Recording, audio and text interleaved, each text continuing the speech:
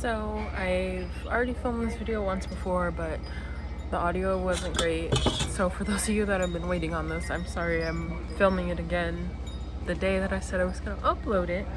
So here we are. So for my soil mixture, for houseplants, it typically ends up being 1 part coco coir, 1 part pearlite, a 1/2 part of pumice, 1 part to 1/2 part of fine orchid bark, and then 1 part of vermiculite. So I'm gonna go ahead and do that mix for you. I don't have any granular fertilizer right now or horticultural charcoal, or I would be adding that in, but I'm waiting on my order from Amazon to come in. So I start with the 1 part of coco coir. It's very fine. It holds an amazing amount of moisture.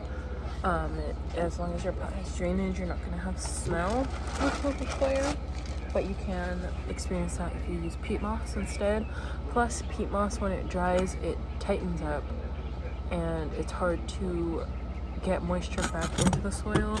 So if you ever see that your plant, when it's in the pot after it dries out, if the soil has sucked away from the sides of the pot, you're using a peat moss based soil, which really encourages gnats and funky smells and mold. So stay away from peat moss. Plus, it's not a sustainable soil option. Coco coir is very sustainable, as you know, the coconut industry is absolutely huge, and the shells are relatively useless. So if we start using these, you know, different coco coir products, it's more sustainable in the long run than trying to use peat moss. I usually just get a brick from the pet store because I have reptiles, so it's just easier to pick up coco coir when I'm there. I get it in the compressed brick, and I just put it in a grocery bag, add warm water, and wait for it to expand. And then once I use all that, I buy a new brick, and that's great. This is the pearlite that I use. I don't know if the text is going to be backwards or not, but it's a spoma organic perlite for improving healthy soils. You don't need to be using organic perlite for houseplants, but if that eases your mind, definitely. I just got this because it was the cheapest. The price of perlite doesn't really matter. If anything, the cheaper the perlite, the finer it'll be, which I prefer. So 1 part of fine perlite. That's what it looks like. So I add that. And I think everything I'm using here is under $12. But the coco coir is used for moisture retention and natural material. Perlite is for drainage and aeration. I'll go ahead and do the pumice next. This is premium pumice. Again, the cheaper the pumice, usually the finer it is. I get this from a local family-owned nursery for $5. They haven't had any recently, so when this runs out, I'm probably gonna have to order some on Amazon, which is a bummer because I love supporting local business. But again, finer is typically better, and I only add a 1/2 part of that, and that's what it looks like. Add that in. Next is vermiculite. I do believe there's non-horticultural grade vermiculite. I'm not sure what it's used for, but try to get horticultural vermiculite. This is the brand I use. It's, I think, A&K Lawn and Garden brand professional grade vermiculite. So this is greenhouse grade. And vermiculite adds moisture and some trace elements. So that's what it looks like. They have kind of a golden color, which is pretty cool in a houseplant mix. I think it looks like this mix looks good to me, but regular potting soil, just, I don't know. I don't like the look. Next is Unigrow Premium Orchid Bark. I forgot to mention that the pumice is also unigrow. This is the fine grade, so the pieces are pretty small. I also get this at that local nursery, and they do have this in stock, so I will not have to order this at Amazon when I run out.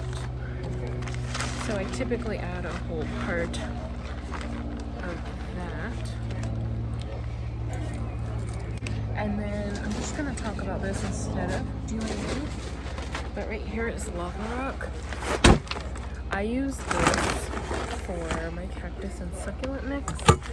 Here's what it looks like. It's just these little granules of, you know, that red lava rock that's typically used in landscaping, but it's just the small crumbs. This has no brand. I just got it off Amazon. I think it was like $9 or $10. So I add that into my succulent mix, which is usually 1 part coco coir, a half a part of the pumice, a half a part of lava rock, and a half a part of vermiculite. So that's the base. This is what you need for this mix to be successful. You could replace the vermiculite with coco coir and be totally fine.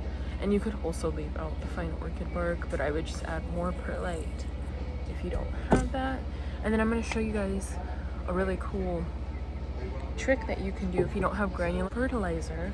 You can go ahead and do a half strength of indoor liquid plant fertilizer and use that to wet your potting mix, because it needs to be moist to incorporate everything together, or it will just keep separating, and it's really hard to pot a plant with dry soil.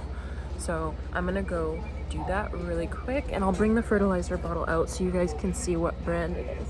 So this right here is 8 ounces of freshwater fish tank water. That's the only water that I use on my plants because it's soft water, first of all. Second of all, it has tons of added nutrients and wonderful benefits. It's also chlorine free, so you're not gonna risk any burning or salt buildups. So I highly recommend, if you have a freshwater fish tank, please be putting that change water to use. Also, this is the liquid plant food that I have on hand since I ran out of granular. This is Bonide liquid plant food 10-10-10, so it's a very gentle formula. It's balanced, and it says to use, let's see,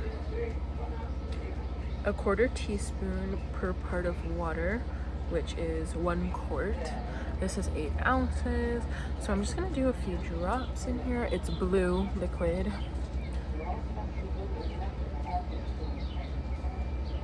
So that should be good just to add some nutrients into the soil, since we're not gonna have any breaking down of the soil anytime soon. So I'm just gonna add a bit of that. Oh, the other thing I love about coco coir is that it's a neutral pH, and peat moss, I believe, runs acidic. And if you kind of delve into the more sciencey side of caring for indoor plants, you'll see pH rot up. If your pH is too low, you'll experience crisping and burn-like lesions on leaves. Also, your new growth comes in kind of funky and curly looking. And I don't think if your mix is too alkaline, it causes too many problems. I think all it will do is slow the growth slightly. Don't quote me on that. I would also recommend the Horticultural Charcoal because it will absorb any excess water that gets caught in the bottom of the pot. It will also purify any mild bacteria out of the water that you're using, and it keeps the roots from getting that kind of brown cast to them. I noticed the roots stay a lot whiter and cleaner with this mix, especially with the Horticultural Charcoal. Once I get that in, I'll just add some to this mix And I'll skip the granular fertilizer since I have already added this, but I can add the granular fertilizer in about 1 month. So here's a better look at the overall soil. I think it looks really pretty with the little gold specks from the vermiculite. It holds enough moisture for the plant to get water, but it's also really quickly draining, so there is absolutely no chance of having any standing water. So thank you for watching. Hopefully you learned something. I'm sure someone's gonna ask me about this. This is a bonsai shovel from a set that I got for like $13 on Amazon. But I totally recommend that. I'll probably link it down below if it's still available. But I use these little tools all the time. Those cutters have been through everything. They've touched probably every plant in my house at one point or another. So thank you for watching. If you have any questions, leave them below. If you want me to make a separate video on the cactus and succulent soil, I can totally do that.